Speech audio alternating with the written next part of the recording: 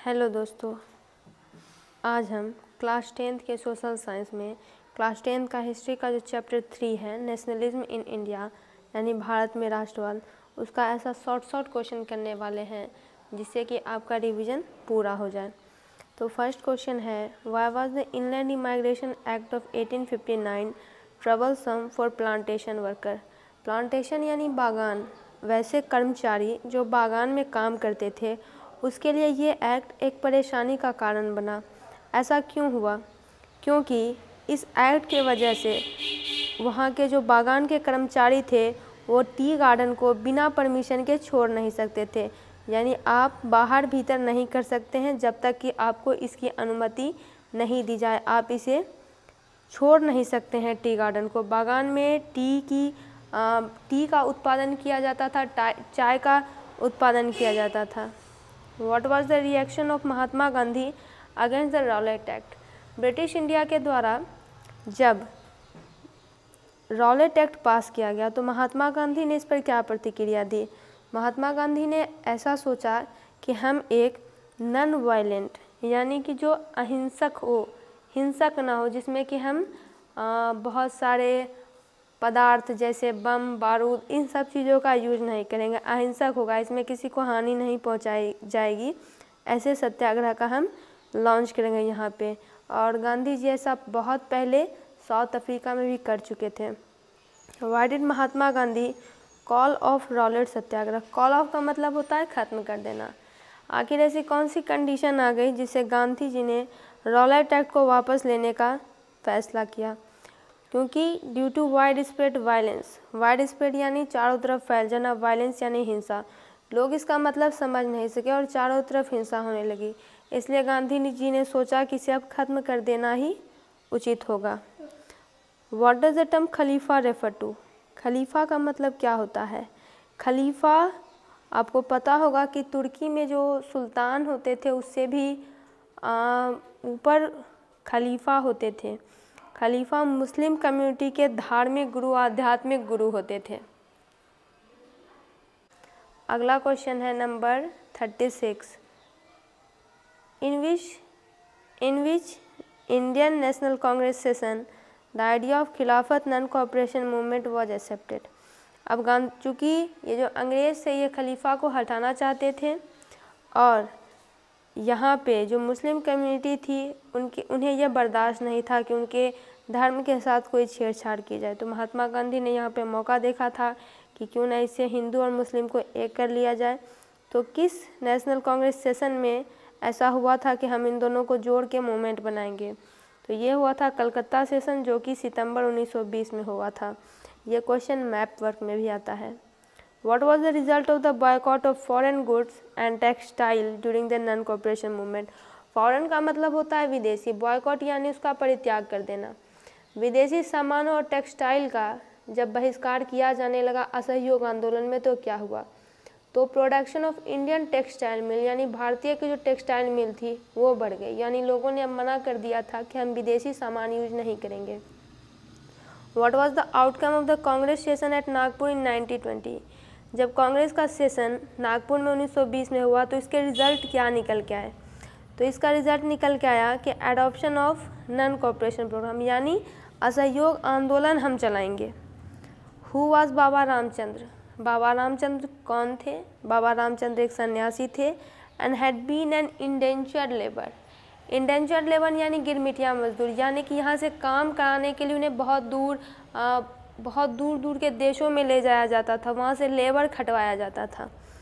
Fiji में ही lead the peasants इन अवध, यानी अवध के जो किसान थे उनका नेतृत्व इन्होंने किया था।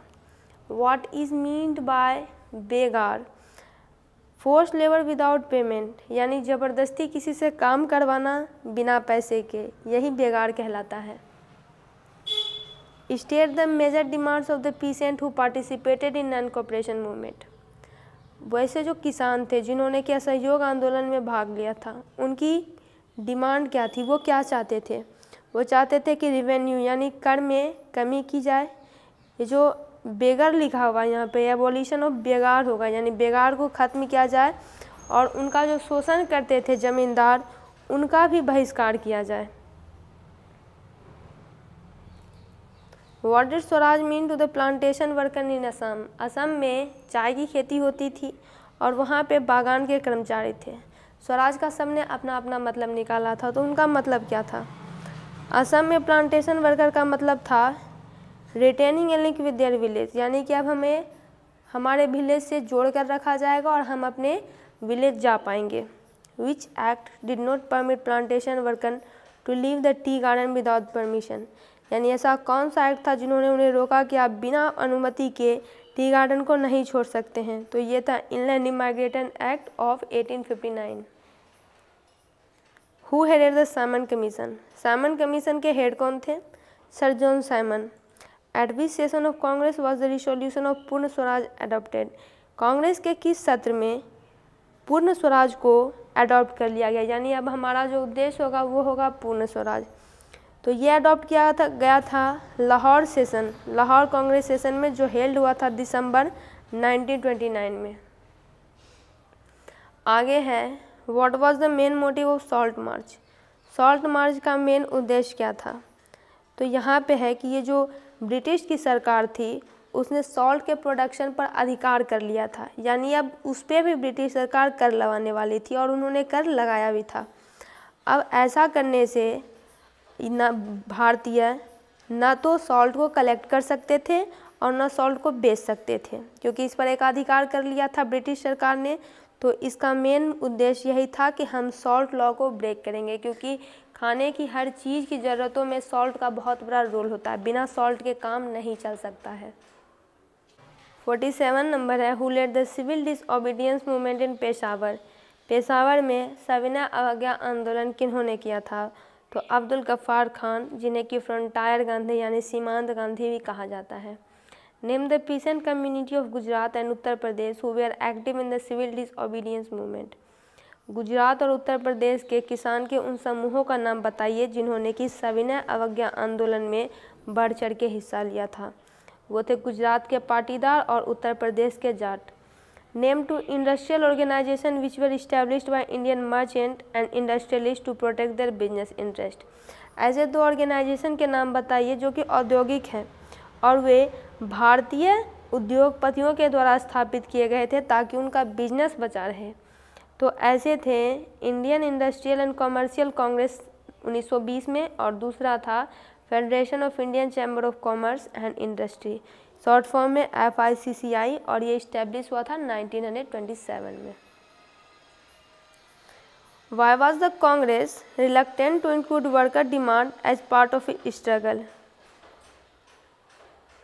रिलक्टेंट का मतलब होता है अनिच्छुक होना, यानी कांग्रेस की ऐसी इच्छा नहीं थी कि हम वर्कर्स को, यानी काम करने वालों को भी, उनके डिमांड को भी हम अपने संघर्ष में जोड़ें, यानी उनको पूरी तरह से दूर रखना चाहते थे कांग्रेस। ऐसा इसलिए था क्योंकि दे fear that this would alienate industrialist and divide anti imperial forces. Alienate आया है एलियन से, एलियन यानी बाहरी। उन्हें ऐसा लगता था कि अगर हम वर्कर्स के डिमांड को रखें तो इससे जो उद्योगपति हैं, जो कि काफ़ी अमीर और पैसे वाले हैं, वो हमसे दूर हो जाएंगे और एंटी इंपीरियल फोर्सेस, और ये डिवाइड हो जाएगी, यानी एंटी इंपीरियल यानी साम्राज्य विरोधी, और ये भावनाएं जो हैं बंटने लगेंगी। विच movement saw the active participation of women for the first time. महिलाओं की भागीदारी किस मूवमेंट में सबसे ज़्यादा दिखी थी। तो सिविल डिसओबीडियंस मूवमेंट में। Why did Congress ignore the Dalit for long. Congress ने काफ़ी लंबे समय तक दलित को क्यों इग्नोर किया।